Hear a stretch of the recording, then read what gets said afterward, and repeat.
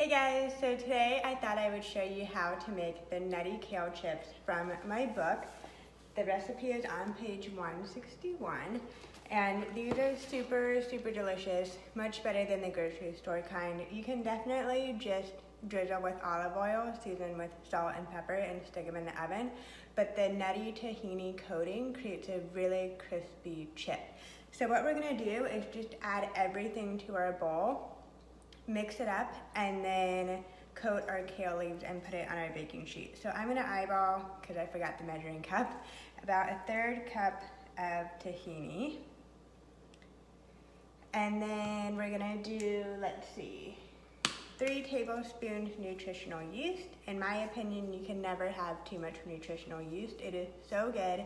1 tablespoon gets you 2 grams of protein and over 100% of your daily vitamin B's, especially B12, which is really good for energy.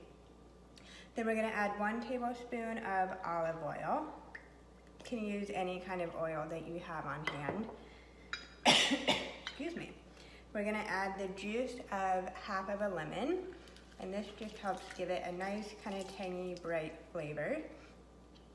We're going to add 1 teaspoon of paprika, and you could really play around with any kind of seasoning that you have and that you like. You could make it like a curry kale chip. You could do smoked paprika for a little bit more of a barbecue flavor.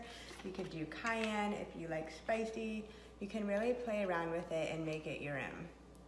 And then I'm gonna add half a teaspoon garlic powder and a pinch of salt, about 1/4 teaspoon. And then we're just gonna mix this up in the bottom of our bowl. No need to create multiple dishes. So this is how I like to make a lot of my kale salads. I'll just make the dressing in the bottom of the bowl and then mix the kale leaves into it. So the key to kale chips is you want your leaves to be as dry as possible. So if you rinse them off, go ahead and dry them on a paper towel for a good bit before adding them to the parchment paper to bake up. That water will steam the kale leaves instead of making them a nice crispy chip. So as you can see, I'm just tearing off the kale leaves. Again, no need to create more work for yourself and cut around it. I had a client one time who said he made baked kale, and I said, oh, how do you bake it? He said, well, I take the kale leaf, I drizzle some olive oil, put some salt on it, and put it in the oven.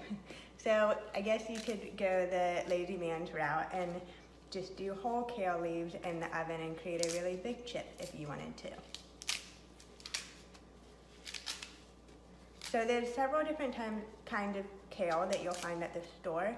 I like to use the curly kale for these because the little grooves in the leaves really get and hold on to a lot of that coating. There's another type of kale called dino kale or Tuscan kale, depending on how the grocery store labels it, that's more of a flat leaf kale.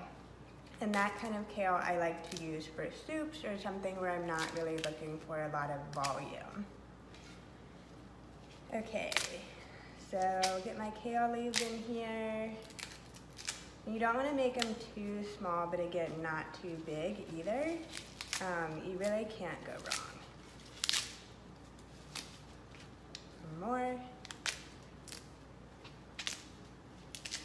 Okay, so next we're just gonna use our hand and lightly coat the kale leaves. You may get a little bit more coating on some of the leaves than others, and that's totally okay. Those bites are always my favorite. It's like getting the chip that has the most seasoning. I dig for those kinds. But you wanna be careful not to really handle the kale too long or too aggressively because you don't want to break down the leaves. You want them to stay really crisp. So versus like if you're making a kale salad, then you would want to massage the kale and really use your hands to break down the leaves to create a nice tender kale salad. But since we're making chips, you want to leave them as crispy and as crisp as possible. You also want to make these pretty soon when you get the kale from the grocery store, because I don't know about you guys, but the kale tends to like limp up if I keep it in the fridge for too long. So you want really fresh kale for this. Okay, let me get my parchment paper and baking sheet. I always use parchment paper on top of my baking sheet when I'm roasting. It just makes for easier cleanup, and I usually don't have to wash the baking pan. I can just throw away the parchment paper, which is so much easier.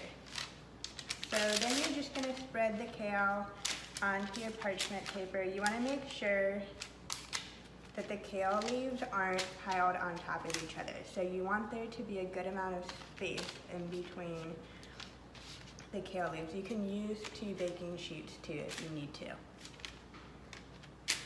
Make sure that the coating is kind of on all of the leaves, and the leaves will shrink up in the oven, so it's going to reduce in size. But again, you just want to make sure they're not piled on top of each other, because that will create a steaming effect as well, and you'll get really lumpy kale chips. No one wants that. We want crunch. Okay, so this looks good, so I'm gonna pop this into the oven, let's see, at 350 degrees for about 20 minutes. So in the oven they go, and then when you pull them out, if you let them cool for a few minutes, they're gonna crisp up even more and be a delicious, yummy kale chip. Good luck trying to have leftovers of these babies. They're so good, I'll eat the entire pan in one sitting. Okay, hope you guys try and enjoy this recipe.